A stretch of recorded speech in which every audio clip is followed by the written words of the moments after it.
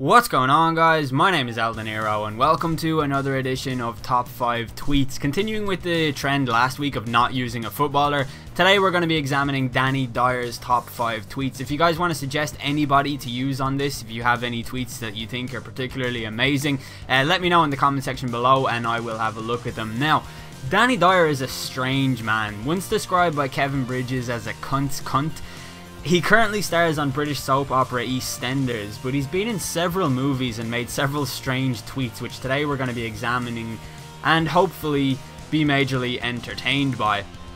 Starting off the list with number 5 is a tweet that would probably be funny if anyone posted it, but Dyer's special kind of vocabulary really helps it to stand out, as just over a year ago he tweeted with a very strange kind of anger at such a seemingly beautiful moment, saying, "What a happy little arrogant prick of a duck," accompanied by a picture of what appears to be the happiest duck to have ever existed. I don't know how anybody could be looking directly at a duck that's actually smiling and against all impulse feel compelled to insult him, but that's just the world that Dyer lives in, and that's what he felt it necessary to do. At number 4 we have a very strange and unoriginal cheap shot being taken at a very well-known footballer who is both famous and infamous in equal measure. He's loved and hated by many, continuing his tendency to post pictures of the happiest versions of various animals. Dyer tweets, "Oh well, we had a go, to be fair. Look how happy Suarez is." I presume this was tweeted shortly after Uruguay beat England, but he uses a picture of a mental horse to illustrate his point, and it's just amazing. Furbies aren't animals. They don't have souls, or pulses, or blood, or anything. But I'm not sure if Dyer is aware of that, as he posted a tweet last year saying, "Roll on bonfire night, it's gonna get strapped to a great big massive fuck off rocket so it can join the other Furbies in the sky."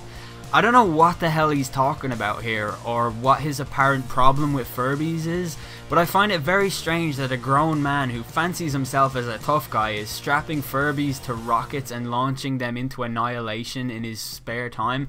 It's both frightening and interesting in equal measure at the same time. It's just very, very fascinating. What did Furbies ever do to deserve this kind of gross mistreatment, I wonder? I have a great image in my head of Dyer owning a Furby for a few months and constantly conversing with it, you know, talking to it, seeing what's going on in its head, until one day it said something that he disagreed with, and that's where the feud started. But I guess we'll never truly understand the nature of their relationship, so at this point that's merely speculation. Dyer's second best tweet ever created was a stern warning to anyone making homophobic comments and pointing them in his direction. He tweeted saying, "Here's a little message for some of the homophobic pricks who are tweeting me. Happy New Year," and it's accompanied by a badly cropped picture of an instruction guide for what to do with your opinion if you are a homophobe. I actually fully support the message behind this tweet for what it's worth, and that's why I think it's his second best tweet ever made. Dyer's best tweet ever made is a myth. It's a legend. It no longer exists on his page because it was so controversially idiotic that he was forced to delete it, but it does exist in screenshot form on an older version of Twitter. On September 10th, 2012, he tweeted his disgust at one of the worst terrorist attacks in recent memory with an articulate, well-crafted and empathy-filled sentence saying, "Can't believe it's been nearly 11 years since them slags smashed into the Twin Towers. It still freaks my nut out to this day. 9/11, Channel 4, 10 o'clock.